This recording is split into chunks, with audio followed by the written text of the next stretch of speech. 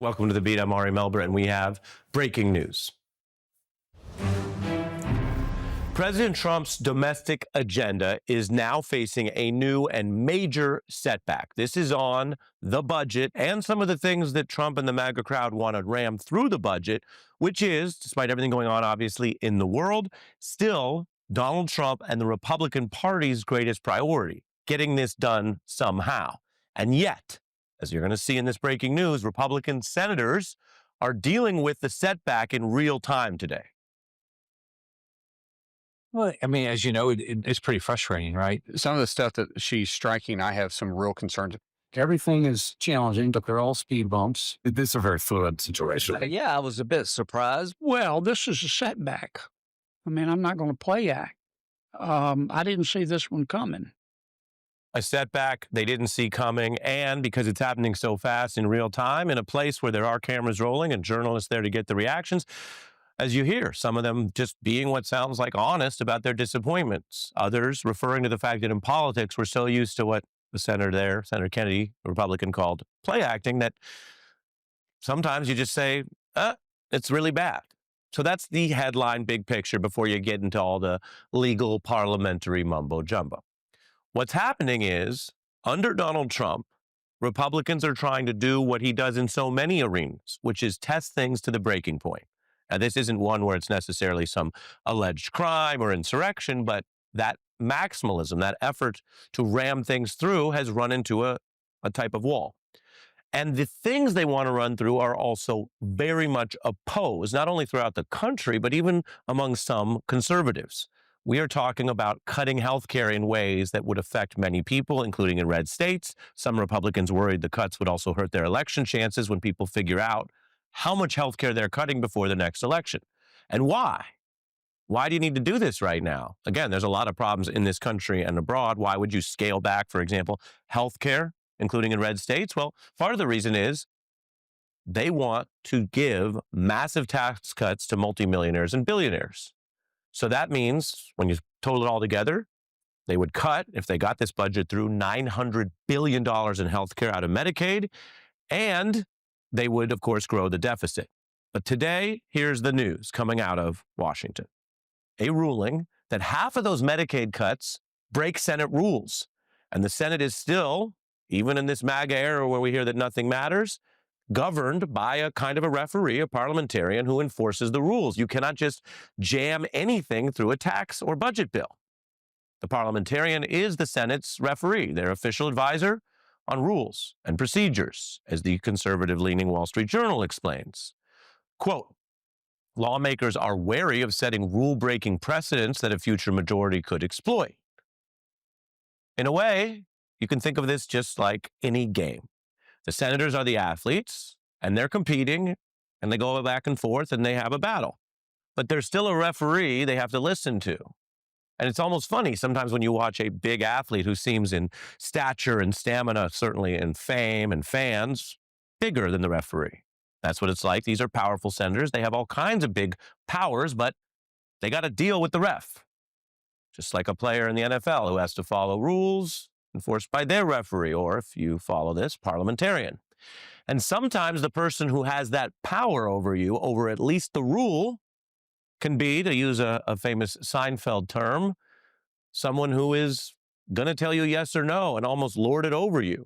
In that extreme example, the joke was someone who enforced the rules of getting special soup so strictly, they started calling him the soup Nazi. Now, those are examples from sports or life where rules matter. And in this case, the ref is the Senate parliamentarian, someone who we almost never refer to by name or see their face, but they're supposed to do this job based on the rules, not on partisan calculations or what Donald Trump wants or what he tweets or puts on his social platforms. It's Elizabeth McDonough, and she's made this ruling.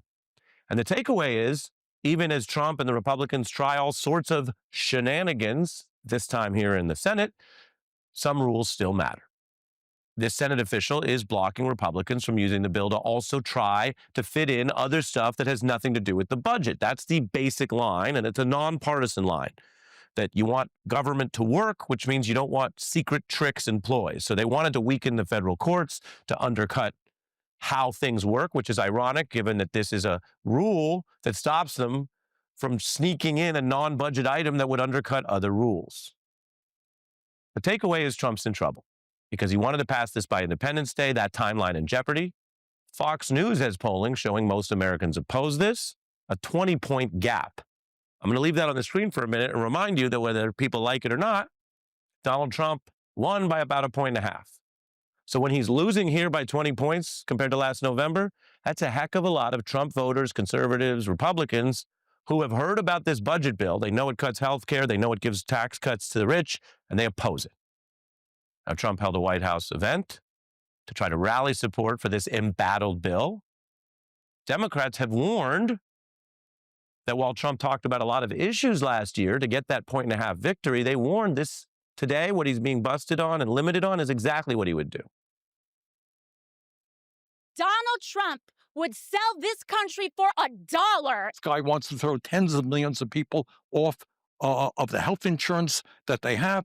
Throwing tens of millions of Americans off of health care and cutting Social Security and Medicare. He is going to make sure that taxes are cut for the millionaires, the billionaires, and the giant corporations. He wants the middle class to pay the price for another huge tax cut that would mostly help him and his rich friends.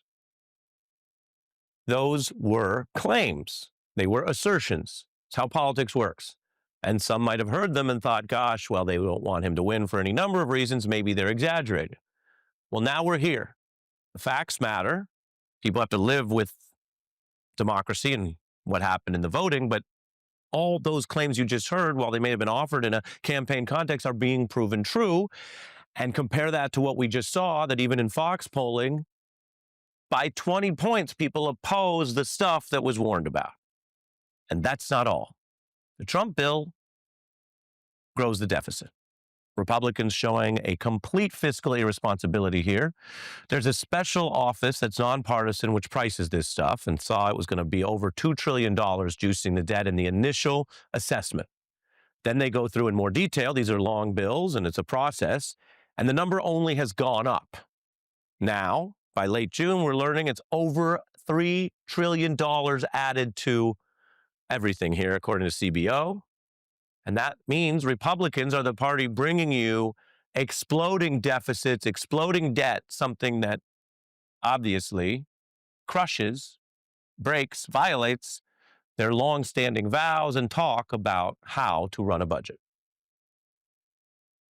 Most troubling of all, the unsustainable trajectory of government spending is accelerating our nation toward a ruinous debt crisis. I'm very worried about the debt. The single biggest threat to our country, both in the short term and the long term. We now have a debt of $16.4 trillion. The real problem here is the debt and a lack of a credible plan to deal with the debt. The dangerous addiction to deficit spending. You're either part of the problem or you're part of the solution. If that's the case, then they are all part of the problem. Some of those individuals are now part of the Trump administration, like Marco Rubio. Others, like McConnell, have been overseeing this exploding debt. Either they're lying now or they were lying then, but can't have it both ways. And it's important that people understand this because if you believe as a society we can use facts to govern ourselves in a democracy, that's the big idea, then you can absorb this information and keep that in mind the next time it's a debate or a campaign about deficits, budgets, what the priorities are. Here, the priority is grow the debt in order to pay back or pay off really rich people who don't need this money to survive or get by. One report here noting that despite railing against the deficit spending, the deficit somehow managed to increase every time Republicans are in charge. And the bill also, to be clear, if passed, will affect so many millions of people because of health care and because of the way the budget works, that it's not unlike some other Trump issues where he says, oh, he's going to go after California or go after blue areas and not red, which, of course, betrays your oath to help everybody as the president of all people in the United States. But this one will hit red states, clearly. It slashes a safety net. Many Republicans know that. Many Republican voters are on it. And here are some of the ads that actually note from Democrats how big MAGA voices like Bannon are also sounding the alarm on what the bill really does. Medicaid, you got to be careful because a lot of MAGA's on Medicaid. I'm telling you, if you don't think so, you are dead wrong. Now, that's a political take on the substance. Bannon's not saying he supports more health care coverage for everyone, but he's saying a lot of people are already on this health care coverage. And this bill, as it was originally designed by Trump and his Republican enablers, goes after that, would kick many millions, up to 9 by the estimates, of people off health care they're already using. Bannon says that's bad politics. A lot of other people, Democrats and some Republican legislators, say it's bad policy. This matters. It's happening right now with the setback from the Senate referee. And we have 2 very special experts to get into this when we're back in 90 seconds.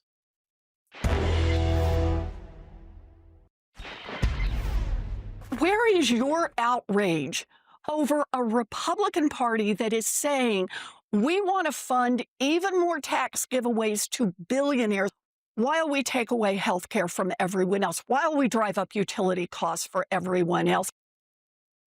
Concerns there from Elizabeth Warren. This has been quite a day in Washington, and we have now some experts, including one on labor, budgetary issues, economics, and how this all works. Robert Reich was labor secretary under President Clinton, where he was seen as one of the more liberal critics of some of how Washington works, a political economist with Berkeley, author of 19 books. And we want to mention he's the subject of a new documentary, The Last Class, about his work in education and his final semester teaching. That's only part of the CV, to be honest. Molly Jong-Fast also does stuff. We're not saying you're not involved in things. A Vanity Fair special correspondent, MSNBC contributor, and author of that new memoir, How to Lose Your Mother, which a lot of people like. People can get that now wherever books are sold. Welcome to both of you. All right. It's good to see you in person. I know. Sometimes we have you out in Cali. Yeah. Great to have you. We see this breakdown in the Congress where a process that everybody knows, the legislators are supposed to know how this works. They pushed it to the max, and it hurt the Republicans, apparently, in being told by the ref, you can't get all this stuff in. What does that tell you, and what do you think about just on the deficit alone, what this bill would do? Well, right now, it's absolutely clear. They have a bill that is going nowhere. They don't want to expand the deficit. The deficit hawks among the Republicans are very, very adamant about that. There are some that don't want to cut too much into Medicare and Medicaid, and we're talking about both Medicare and Medicaid. So they are a little bit at an impasse. Yeah. Now, the question is, what do? They have a parliamentarian who has told them that in order to avoid the filibuster and get this through just on a majority vote, they are going to have to drop several provisions. I think if I were a betting person right now, I would say that parliamentarian has a limited number of days left in her job. And this goes to the clashes that we see. Do any of the rules hold? Of course, if you can pass everything on that lower rule, then that's how everything will try to get passed. I think so, particularly this administration. I mean, Donald Trump and Molly and I were talking before we came on a little bit about this. I think Donald Trump, if he doesn't know now, he's going to know tomorrow that this parliamentarian, McDonough, Elizabeth McDonough, is expendable, and she can go and she's holding things up. And Donald Trump doesn't want, and he just doesn't want anybody to stop him. Yeah, and Molly, we showed the warnings here in the top of the broadcast tonight. A lot of people who said this is what's going to happen. You vote for Trump for whatever reasons. Immigration was a big debate. There were people last year who thought the United States was a little too lax. This year, a lot of people think it's gone too far the other extreme. Those are big issues. But the point we showed from Obama on down was, hey, don't get distracted. They're going to come after your health care. They're going to come after the safety net. And for what? Right. So Jeff Bezos can pay even lower taxes or have even more money back. And I mentioned him specifically because he owns the Washington Post. He has a lot of influence. He's getting married. I want to show in Venice. We see the international opposition to the sheer opulence. Yeah. Is that part of this story as well, that the Democrats are saying, wait a minute, you need to explode the deficit? And for what? For billionaires? Well, there's something to dislike for everyone in this BBB. But the thing that I think is the most interesting here is you're seeing Republican senators say, wait a second, because this is a rural hospital problem, right? You cut Medicare, Medicaid, you're going to close rural hospitals. These are hospitals in red states. And so what the parliamentarian today said wasn't okay was this weird way to sort of do a little voodoo math and make it so that the parliamentarian would approve this cut. They wouldn't cut rural hospitals. They would move some of this money around, and they would still grow the deficit, and they would still cut SNAP, but they wouldn't, which is food for hungry children, which is morally reprehensible. But they wouldn't necessarily cut these rural hospitals. That's not okay with the parliamentarian. I think a lot of Republicans have some anxiety because the polling on this legislation is terrible, right? People don't want to see what this is not populism, right? Even Trump didn't run on this. He's saying, I'm going to cut taxes in certain ways, but what he's really going to do is close these rural hospitals. And I think people are catching on to this. That is, they know that these cuts in Medicaid, Medicare, food stamps, whatever, are intended to make it possible to do a major tax cut for the rich, who have never been as rich. I mean, most average Americans today are not all that better off than they were 30 years ago, but people at the top, they can take over Venice. Yeah. And we can look at this over, as you said 30 years, we can look at a decade. The world's richest 1%, according to Oxfam that studies this. Oh, it's not that they're up a bit here, a bit there, trillion here, trillion there. They're up $33.9 trillion. I mean, it's a massive shift in how wealth moves and where it's concentrated and this sort of static upper class. You are here in person, and I just want to throw up, we got some footage of this documentary of you reflecting on your teaching. I mentioned earlier what a full and active life and career you've had. What do you want to share about this project and sort of taking a look? Not that you're done, but taking a look. Just tell us, because this is just footage. But I'm curious what you think. This film is really a love story between me and teaching and my students. I've been teaching off and on for 42 years. And I had to retire. Nobody told me I had to retire, but I felt that I was not able to give them my absolute best any longer. You reached that determination. I reached that. Because I heard that Nancy Pelosi made you quit. Yes, that's right. And Joe Biden. I mean, they ganged up on me. Yeah. There is a point at which people do have to face reality. And that reality can be very, very painful. It can be painful when the kids take the car keys away from the grandfather. Sure. But it's a reality. And Did you like teaching more than government? I did. Yeah. Are you serious? Yeah, I just asked the questions. You tell us. I mean, I love teaching. Government was necessary work. I mean, I would do it again, but it was extraordinarily difficult. The pressures were intense. Yeah. I worked very hard, and I hope made things better for people. But no, teaching is very different. It's generative. It's the most generative thing I've ever done. I love that. And on a day when we're following a lot of big stuff, getting a little positive and ruminative with you is great. So we thank you, retiring Professor Robert Reich. And I thank you, Molly, as always. By the end of the hour, Wes Anderson, Oscar-winning film director, is here. Excited about that. Obama speaking out. New remarks on the Supreme Court. You're going to hear those tonight. And the former Fox anchor turned Pentagon chief clashing with Fox in this appearance, trying to defend Trump, dodging questions. Do you know for certain that the uranium was removed from the facility before the B-2 struck?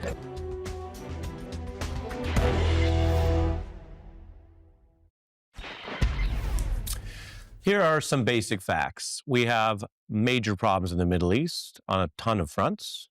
The Trump administration has pursued these policies to try to contain Iran and had some success. And yet, the Trump administration is right now clashing over its own intelligence leaks, which the government is responsible for, and clashing with reporters, which is a kind of odd place to be at the highest levels of government amidst all of these important Middle East and international issues. At the Pentagon today, things got downright chaotic when the defense secretary took on reporters. Because you and I mean specifically you, the press, specifically you, the press corps, because you cheer against Trump so hard. It's like in your DNA and in your blood to cheer against Trump because you want him not to be successful so bad. You have to cheer against the efficacy of these strikes. You have to hope maybe they weren't effective. Now, that's a major allegation. That press room that he is admonishing is full of Pentagon reporters who do some of the toughest reporting out there. People who have experience dealing with intelligence, military affairs, some people who end up going abroad sometimes, or their colleagues who serve in war zones where many reporters have lost their lives. So saying without evidence that they are just hoping that something doesn't work or rooting against the country that they are a citizen of, the U.S., is a major charge when you think about it. Even in this time where people are used to the rhetoric, it is downright Nixonian. And there is a debate over just how successful this initial Iran strike was. Journalists are going to cover that. Some of the debate is coming from inside the Trump administration because, again, it's the intelligence they oversee that had a leak that said maybe this was not as effective, obliterating everything as the president had claimed. And yet, let's remember, across our coverage, there are plenty of experts who say that containing Iran at all or setting back the nuclear program at all is, from a general U.S. and safety perspective, a positive. We've heard that from experts. You know, we've had actions for the last 70 years in the Middle East, and Israel and the United States have always been successful. It may be that we did more damage than what the Defense Intelligence Agency thinks. Is this a significant foreign policy win for the Trump administration? It is, but let's look at it. It is, to be fair. It is. Send a message to Iran that the United States is willing to do just about anything to protect Israel. Those are just three examples here on our air on MSNBC with experts we call upon, some of whom have government experience, including General Clark, talking positively about aspects of this. And yet, this is an administration that, as you just saw in that odd or unusual hectoring presentation from a Pentagon chief who used to be at Fox, wants to debate the role of the press or try to give out orders. And I don't care which party's in power, the government doesn't give out orders to the press about how to cover things in the United States. As for the Trump administration overseed intel, it was leaked from inside the Trump administration to the New York Times, stating that the initial assessment thought those strikes partially damaged the nuclear facilities, setting them back by, quote, a few months. Financial Times reported on early assessments in Europe, indicating Tehran was able to actually move some of the Iranian stockpile ahead of the strikes. Satellite images showed a convoy of trucks outside one of the facilities days before. You can see that there. This is how intelligence works, kind of a piecemeal, a mosaic, if you will, to try to understand what happened. And a new CIA report seems to push back on what was that initial leak and discusses how they view the Iran site as severely damaged, key aspects destroyed. Now, that's a little bit of the picture. And General Clark also told us over time, intelligence tends to hopefully get better, so you get more of the picture. The administration, though, courted this clash by, according to their own initial assessment, overstating the success, with Trump claiming, quote, obliteration. Iran's key nuclear enrichment facilities have been completely and totally obliterated. We believe we achieved destruction of capabilities there. We have obliterated the Iranian nuclear program. We are confident, yes, that Iran's nuclear sites were completely and totally obliterated. Those pilots hit their targets. Those targets were obliterated. Obliterated. It's not a coincidence when 5 different people who work together keep saying obliterated. Obliterated and totally destroyed is a factual claim. And the Trump administration oversees intelligence that doesn't match that. And the history of misstating or spinning intelligence in the Middle East is a long and big problem, one that Trump used to criticize when it was done in the Bush administration. Trump is now attacking specific journalists, trying to use government power to oust or get fired a reporter at CNN over this issue. Hegseth, you saw, calling out outlets, launching probes about the leak of the preliminary intelligence. Senators also discussing the apparent uncertainty here after a briefing today. To me, it still appears that we have only set back the Iranian nuclear program by a handful of months. There's no doubt there was damage done to the program, but the allegations that we have obliterated their program just don't seem to stand up to reason. The program was obliterated at those 3 sites, but they still have ambition. I don't know where the 900 pounds of highly enriched uranium exists, but it wasn't part of the target set. The stakes are high, and this is clearly a big part of the clash today. We're joined by Karim Sajapour, Senior Fellow at the Carnegie Endowment for National Peace and an Iran expert. Welcome. Thank you, Ari. Let's start with what happened, and we could go to the clash. As I showed, there are many experts who've spoken out, including through the press, about how any step to contain Iran here or set back the site is, according to their view, positive for the U.S. Based on what is known, how much of a setback was it for the Iranian nuclear program?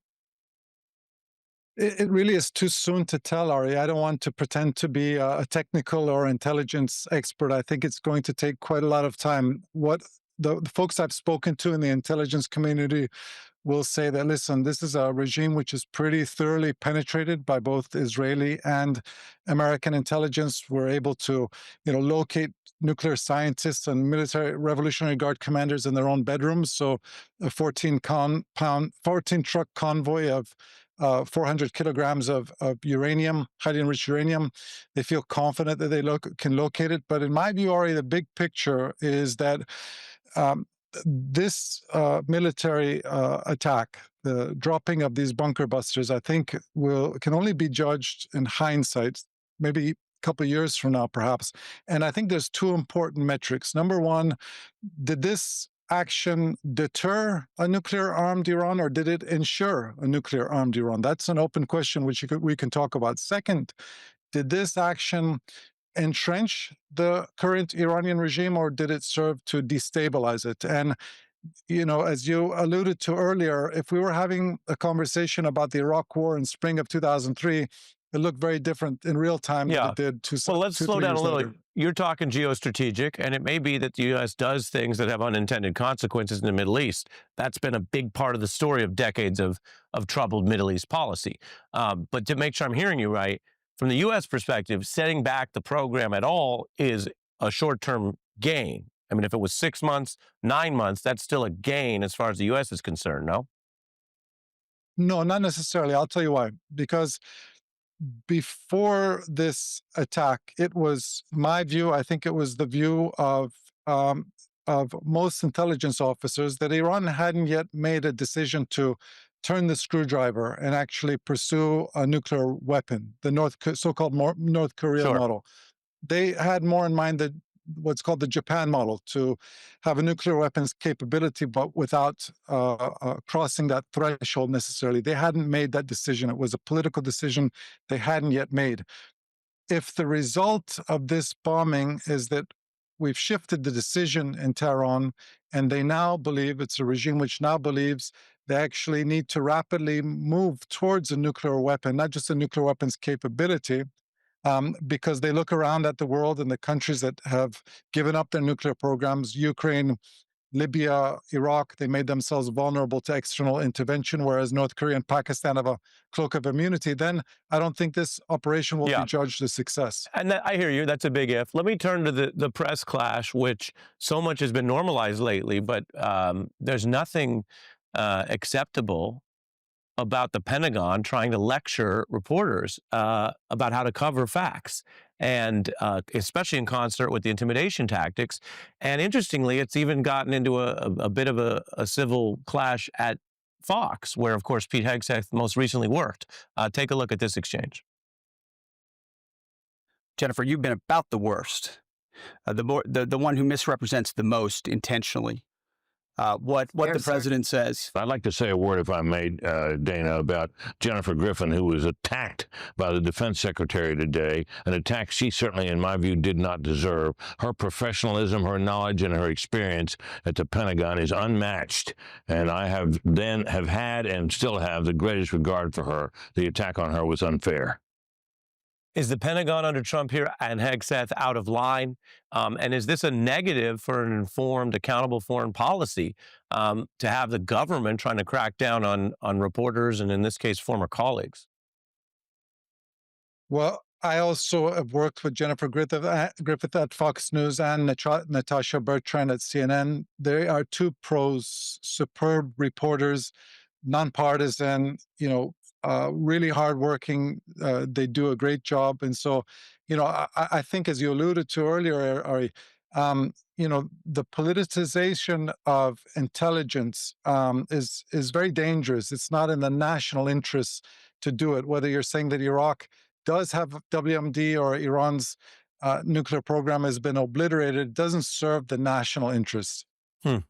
Appreciate that, Kareem, and thanks for joining us tonight. We'll hope to see you again. Coming up, we will hear President Obama's new remarks about the Supreme Court, and later, Wes Anderson. You know his films for classics like this. He's on the beat. I knew there was something fishy. We never got the cause of death. She's been murdered. And you think I did it.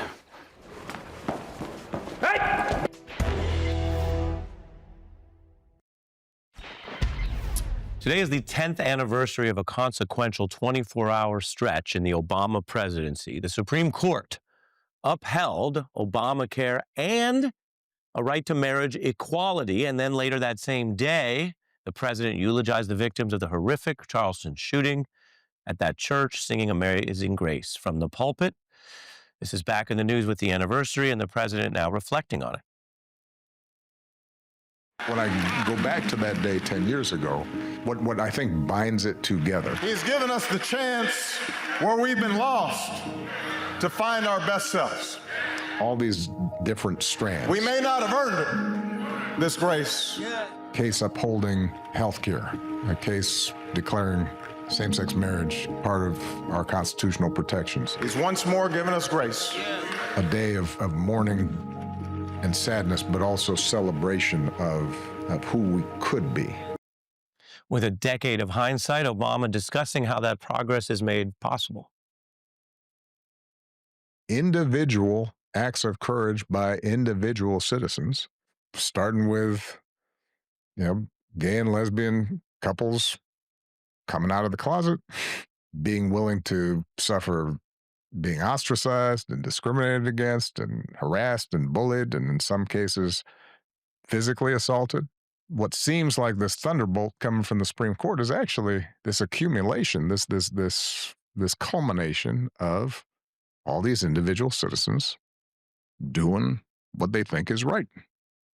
The president reflecting on how what starts over here with regular people eventually gets to the Supreme Court, and then you follow what they do. Establishing the right to marriage equality was a huge development. The president, looking at that from the perch of the White House, many other lawyers, reporters were scrambling as the decision came down. Here's how we reported it.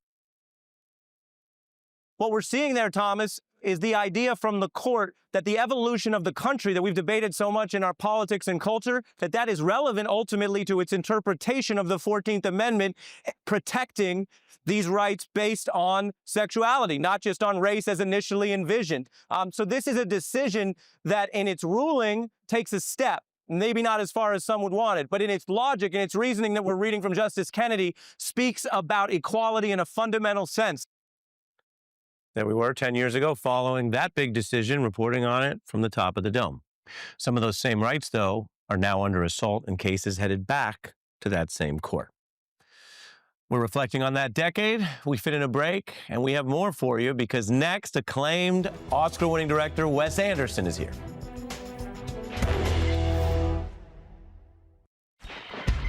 Politics is busy, but it's also the summer movie season, and one of the hit new films is this stylish take, The Phoenician Scheme, from Oscar winner Wes Anderson. You know him from classics like The Royal Tenenbaums, Moonrise Kingdom, and Rushmore, with a distinctive look all his own. The art is meticulous.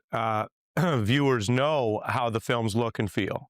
And yet against that, you're talking about what, to use a term that Wes Anderson might not use, what young people call the vibes, right? It sounds like you're setting a vibe long before you start action.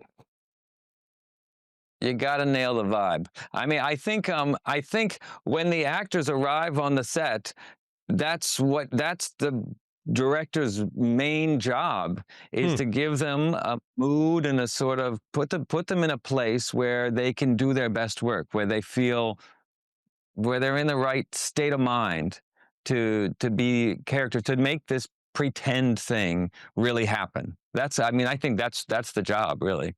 Blocking, though, is a big thing, too. Yeah. Well, let's look at that in Life Aquatic, which certainly has a vibe and a mood. We got to be quick. Well, where are they? Unknown. Split into 2 groups. I'll take Ned, Okada, and Wolodarski. Thanks. Thanks a lot for not picking me.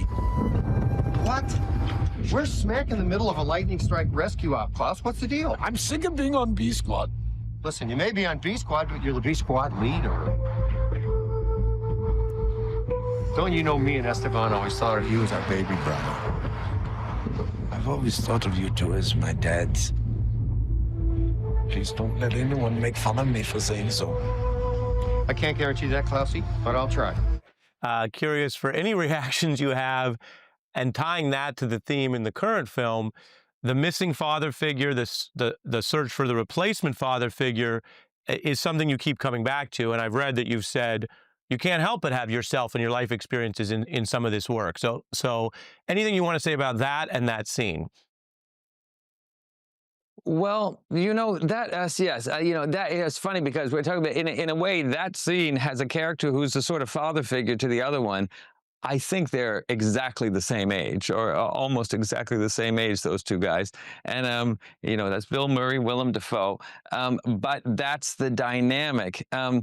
For me, it's true. I've had again and again, I've had characters who, I've had fathers, bad fathers in my movies. I had a good father, but I think what happens when you're, this is my theory, the work you make, if you have a longish career making some kind of artwork or writing or making films or whatever it is, you have a sort of well of things from the early part of your life.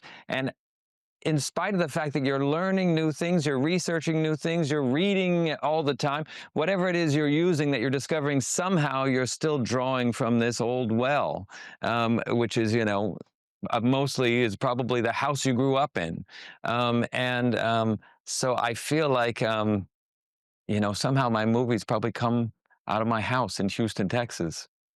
Yeah, the house you grew up in, which brings us to something I wanted to read to you about tapping that in a way that connects with people. This writer, Whitney Dilley, says the genius of Anderson is reproducing the emotional wonder of a child as if viewing something for the first time, stunned, thrilled, overwhelmed. And it results in a vivid perception of reality in the films that creates a sense of hyper-nostalgia in the viewer. Now, far be it from us to throw a bunch of, film critique and lit at you, but you did just bring that up. I mean, do you find that that's just your natural thing and it works? Or you do hope, as that writer theorizes, to bring us closer to our childhood selves? Well, the kind of movies I do, generally, there's not an emotional reaction that we're specifically trying to evoke. You make a Hitchcock movie, or you make whatever it is, where this scene we want to scare you, that scene we want a thrill. Now, I have scenes like that, but often I feel in my films, I'm kind of trying to do two things at once, maybe. Have something that has an emotional core, but is maybe at the same time funny, and sometimes one person might interpret it one way and someone else another way, and it's less targeted, I guess, my usual thing. Before we let you get out of here on Mavericks, we love to do a lightning round. Houston or New York? New York is the place where I always wanted to live when I was growing up, in Houston. What do you cut first, scenes or shots? The shots are the building blocks of the scene, semicolon. The scene is the building block of all of cinema. I know a film is done when. See, for me, the movie has many, many endings because there's such an involved process of polishing a movie. But I think, in a way, the moment when you kind of know the movie's done is when the music is right. When you've filled it with the sounds that are going to hold it together, that kind of tells you this is the movie. The Wes Anderson movie character I most identify with is? I hate to give a too literal of an answer. I like to say something glib. But the truth is, I think instead of saying something glib, I would probably say Jason Schwartzman's character in Rushmore is the one, Owen Wilson and I wrote that together. And somehow I think we wrote a script about the two of us. In a way, it was our friendship that made this movie happen, and the character is both of us kind of a bit combined, and then taken over by Jason Schwartzman and turned into something new. Director Wes Anderson, thank you for joining us. The new film is The Venetian Scheme, available in all theaters nationwide.